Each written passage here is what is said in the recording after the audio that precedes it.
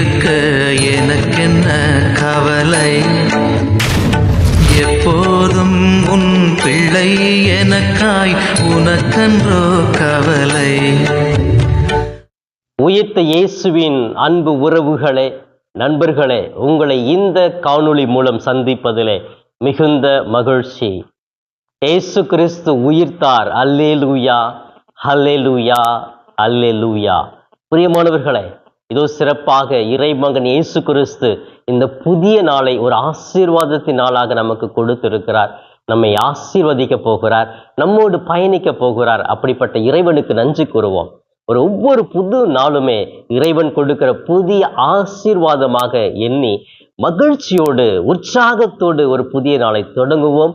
தூய ஆவியால் வழிநடத்தப்படுவோம். பிரியமானவர்களே, சிறப்பாக இன்று உலக பூமி தினம் கொண்டாடப்படுகிறது. உலக உள்ள பூமி நாள். பிரியமானவர்களே, இந்த பூமி பல்வேறு கோள்கள் உண்டு. அதிலே பூமி சிறப்பாக கடவுளால் உருவாக்கப்பட்டது. எல்லா கோள்களும் கடவுளால் உருவாக்கப்பட்டது. இதுல பூமியிலே சிறப்பாக மனிதர்களை படைக்கிறார்.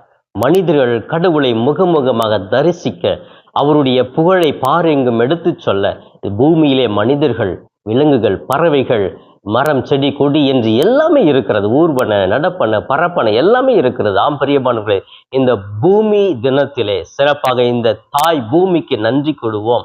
இந்த பூமி தாயை நாம் தாங்குவோம்.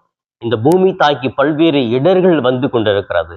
பூமியை அழித்து கொண்டிருக்கிறோம், மண்ணை அழிக்கிறோம், பாறையை அழிக்கிறோம், மலைகளை அழிக்கிறோம், இயற்கை வளங்களை அழிக்கிறோம், மரம் செடிகளை எல்லாம் அழிக்கிறோம். அப்படி இதெல்லாம் இருந்தால்தான் அந்த பூமியில் இருக்க வேண்டியது அதது இருக்க வேண்டிய இடத்தில் அதது இருந்தால்தான் அந்த பூமி சிறப்பாக செயல்படும். அந்த பூமியை இல்லாத இடத்திலே இருப்பதை கொண்டு வருவது, இருக்கக்கூடிய இடத்திலே இல்லாததை கொடுப்பது எல்லாமே நம்ம பூமியை அழிக்கிற பொழுது சிறப்பாக அந்த பூமியில பல்வேறு மாற்றங்கள் ஏற்படுகிறது. அதுதான் பூகம்பம், சுனாமி, இப்படிப்பட்ட இயற்கை சீரழிவுகள் ஒவ்வொரு நாளும் நடந்து கொண்டிருப்பதற்கு காரணம் இந்த பூமி தாயை நாம் பராமரிப்பது கிடையாது.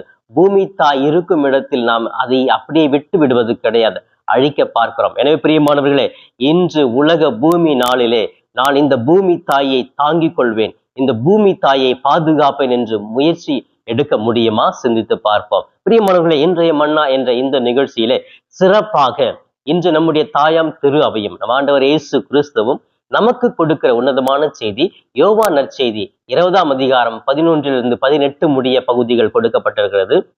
இந்த பகுதியை நாம் தொடர்ந்து தியானிக்கலாம். நேற்றைய தினத்திலே பெண்கள் கல்லறைக்கு சென்றார்கள். இன்று சிறப்பாக இந்த மன்னாவிலே இன்றைய நற்செய்தியிலே மகதலா மரியா கல்லறைக்கு சொல்லுகிறார்கள். பாருங்க, இவங்க ரெண்டு பேருக்கு உள்ள ஒரு ஒற்றுமையை பாருங்க. ஒற்றுமை இறைவனை தேடி செல்கிறார்கள். அந்த தேடல் என்னுடைய வாழ்க்கையில இருக்கணும். நான் யாரை தேடி போறேன்? மனுஷங்களை தேடி போறேனா? பணத்தை தேடி போறேனா? புகழை தேடி போறேனா? மற்ற இன்பங்களை தேடி போறேனா? அப்ப இதையெல்லாம் தேடி போனா அது நிரந்தரமானது, மகிழ்ச்சியை கொடுக்காது. ஆனா நான் இறைவனை தேடி சொல்லுகிற பொழுது அந்த இறைவனை தேடி நான் பார்த்தேன் என்றால் எனக்கு உண்மையான மகிழ்ச்சி கொடுக்கும். அதுதான் மகதலா மரியாவினுடைய வாழ்க்கையிலே இயேசு கிறிஸ்து அவங்களுக்கு பெரிய ஒரு காட்சியை கொடுக்கிறார். பாருங்க, அங்க போறாங்க, கல்லறையில இல்ல இயேசு. உடனே அந்த பெண்கள், நேற்று தினத்தில் பெண்கள் போன உடனே நம்பிட்டாங்க. ஆனா இந்த மகதலா மரியா நம்பல. ஏன் நம்பல அப்படின்னு சொன்னா, ஏற்கனவே அந்த யூதர்களுடைய சதி திட்டங்களை எல்லாம் இவங்க பார்த்து பார்த்து உண்மையா இந்த இயேசுவினுடைய உடலை ஏதாவது இவங்க பண்ணிடுவாங்க அப்படின்னு ஆழ் மனதில் அவங்க நம்பிட்டாங்க. அப்ப போறாங்க, அந்த சிந்தனையோடு போகும்பொழுது அந்த கலரை வெற்று கலரையா இருக்கும் பொழுது உடனே பாய்ந்துட்டாங்க. ஐயோ, நான் நினைச்சது போல நடந்துடுச்சு. நான் நினைச்சேன் இயேசுவை யாரையாவது தூக்கிட்டு போய் எங்கேயாவது புதைச்சிடுவாங்க, அவர் உண்மையா முழுமையா அழிச்சிடுவாங்கன்னு நினைச்சேன், அது நடந்துடுச்சேன்னு சொல்லிட்டு அப்படி ஆதங்கத்துல கண்ணீரோடு இருக்கிறாங்க. அப்ப திரும்பி பார்க்கும்போது ரெண்டு பக்கத்துல ரெண்டு வானதூதர்கள் இருக்கிறாங்க. யாரை தேடுறீங்க அப்படின்னா, இயேசுவை யாரும் தூக்கிட்டு போயிட்டாங்களே அப்படின்னு சொல்றாங்க. இல்ல, அவர் உயிர்த்து விட்டாரா அப்படின்னு சொல்றாரு. அவங்க கேட்டுட்டு திரும்பி பார்க்கறாங்க. அங்க ஒருத்தர் வெள்ளையா நிக்கிறாரு. அந்த மரியாவுக்கு அங்க இயேசு நிக்கிறாருன்னு தெரியல, கண்ணு மறைஞ்சு போச்சு. ஏன்னா அவங்க ஆழ் மனதுல இந்த யூதர்கள் அவங்க தூக்கிட்டு போயிட்டாங்க அப்படின்னு நம்பிட்டாங்க. அதனால என்னதான் வந்தாலும் அவங்களால உடனே நம்ப முடியல. அதுதான் இயற்கையா மனிதனுக்குள்ள ஒரு குணம். அங்க அந்த மரியாவுக்கு இருக்கிறது. திரும்பி பாக்குறாங்க, நிக்கிறவன் பார்த்து ஒரு தோட்டக்காரனா இருப்பான் போல இருக்கு. ஐயா, நீங்களாவது சொல்லுங்க ஐயா, எங்கேயாவது கொண்டு போய் வச்சுட்டீங்களா, சொல்லுங்க, அவரு எனக்கு கொடுங்க, நான் கொண்டு போறேன் அப்படின்னு கேட்கிறாங்க. அப்ப அவங்க நம்பல. உன் பக்கத்துல தான் இயேசு இருக்கிறார், நம்புங்க அப்படின்னு சொல்லிட்டு இயேசு சொல்றார், மரியா அப்படின்னு சொன்ன உடனே ரபூனி அப்படின்னு சொல்றாங்க, போதகரே அப்படின்னு நம்புறாங்க. பாருங்க பிரியமானவர்களே, அந்த நேரத்துல உயிர்ப்பு செய்தி இந்த மகதலா மரியாவுக்கு இயேசு கொடுக்கிறார். அவங்க நம்பிக்கை அப்படியே இரட்டிப்பாக மாறுகிறது. ஆம் பிரியமானவர்களே, இந்த நாளிலே ஒரு சிறிய செய்தியை எடுத்துக்கொள்வோம். நான் யாரை தேடி சொல்லுகிறேன், எதற்காக தேடி சொல்லுகிறேன், எப்படி தேடி சொல்லுகிறேன், இதான் என்னுடைய தேடலுடைய இலக்கு என்ன? எனவே பிரியமா, நான் முதல்ல சொன்னது போல, நான் இயேசுவை தேடினால், நான் இயேசுவுக்காக வாழ்ந்தால், நான் இயேசுவை இறுக பற்றி கொண்டால் வாழ்க்கையில் அனைத்தையுமே பெற்றுக்கொள்ளுவேன் என்ற உயர்ந்த உன்னதமான ஒரு செய்தியை இந்த நாளிலே நாம் உயிர்ப்பின் மக்களாக பெற்றுக்கொள்ள வேண்டும்.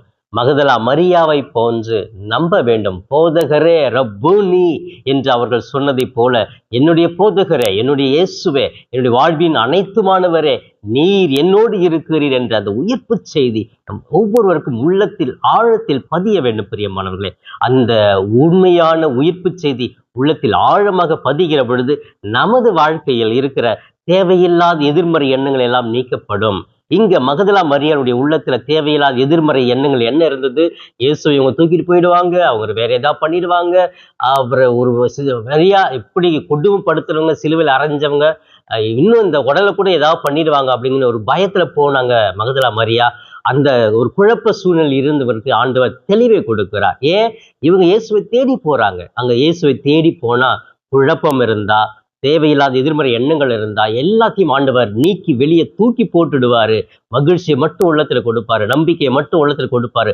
மீண்டும் வாழ்க்கையை எதிர்த்து போராட, எதிர்நீச்சல் போட ஆற்றலை கொடுப்பார் என்பது இந்த இன்றைய மன்னாவில் அழகான செய்தியாக அமைந்திருக்கிறது. எனவே நான் இன்று சிறப்பாக இந்த மகதலா மரியா சென்று பார்த்து நம்பியதை போன்று நானும் இயேசுவை தேடி பார்த்து நம்பி இந்த உயிருள்ள இயேசுவின் பிள்ளை நான் என்று உயிரோட்டமுள்ளவர்களாக, உற்சாகமுள்ளவர்களாக வாழ சிறப்பாக இந்த நாளிலே நாம் முயற்சி எடுத்து வாழ்வோம். என்னோடு இணைந்து ஜெபிக்கலாமே. கண்களை மூடுவோம். எங்களை நேசிக்கும் எங்கள் தாய் தந்தையுமான இறைவா, இந்த புதிய நாளுக்காக நன்றி கூறுகிறோம். இந்த நாள் முழுவதும் நீர் எங்களோடு தங்கி எங்களோடு பயணிக்க நாங்கள் ஜெபிக்கிறோம். சிறப்பாக இன்று உலக பூமி நாள் கொண்டாடப்படுகிறது. இந்த பூமி தாயை நாங்கள் பாதுகாத்து, இந்த பூமி நாங்கள் இருக்கும் வரை நாங்களும் வாழ வேண்டும், எங்களுக்கு அடுத்தது வருகிற சந்ததியர்கள் கூட வாழ வேண்டும் என்பதற்காக இந்த பூமி தாயை பேணி பராமரிக்க எங்களுக்கு ஒவ்வொருவருக்கும் தனிப்பட்ட விதத்தில் ஆற்றல் கொடுப்பீராக.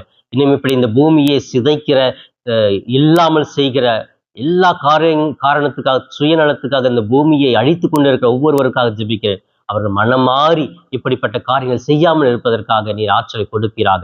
அன்பு தெய்வமே, இன்று முழுவதும் எங்கள் ஒவ்வொருவரையும் ஆசீர்வதியும். நாங்கள் எடுக்கிற முயற்சிகளை ஆசீர்வதியும், செய்கிற தொழிலை ஆசீர்வதியும். இதோ சிறு தொழிலாக இருந்தாலும், பெரிய தொழிலாக இருந்தாலும், அரசு பணியாக இருந்தாலும், தனியார் துறையில் வேலை செய்தாலும், வெளிநாடுகளில் வேலை செய்தாலும் எங்களுடைய உழைப்பை ஆசீர்வதித்து அதன் மூலமாக எங்கள் குடும்பத்துடைய வளர்ச்சியை இரட்டிப்பாக மாற்றுவீராக. எங்களோடு தங்கும் சோர்வுகள் நீக்கிவிடும், அசதிகளை நீக்கிவிடும், சாத்தானுடைய செயல்களை நீக்கிவிடும். சுயநலத்தோடு வாழாமல் பொது நலத்தோடு வாழ எங்களுக்கு ஆற்றலையும் அருளையும் கொடுப்பீராக. இவையெல்லாம் எங்கள் ஆண்டு வரும் மீட்பெருமான இயேசுவின் மூலம் ஜெபிக்க என் ஜீவனுள்ள நல்ல பிதாவே, ஆமேன், ஆமேன். பிரியமானவர்களே, இந்த நாள் இனிய நாளாக, இறை அருளை நிறைவாக பெறும் நாளாக அமைய வாழ்த்துகிறேன். உங்களுக்காக ஜெபிக்கிறேன். இயேசுவுக்கே புகழ், மரியே வாழ்க.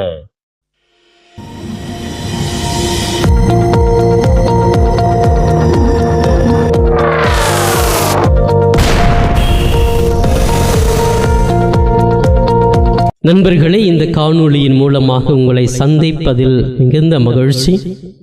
இந்த காணொளியை முழுமையாக பார்த்த உங்களை வாழ்த்துகிறேன்.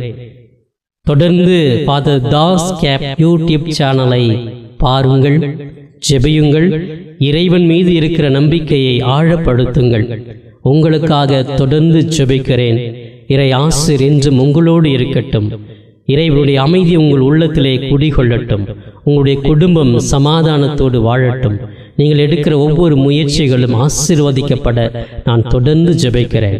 தொடர்ந்து இந்த சேனல் ஃபாதர் தாஸ் கேப் யூடியூப் சேனலை சப்ஸ்கிரைப் செய்துவிட்டு தொடர்ந்து வருகிற ஒவ்வொரு காணொளியும் பார்த்து இந்த யூடியூப் சேனலை தாங்கும்படி உங்களை பாசத்தோடு கேட்டுக்கொள்கிறேன். நன்றி.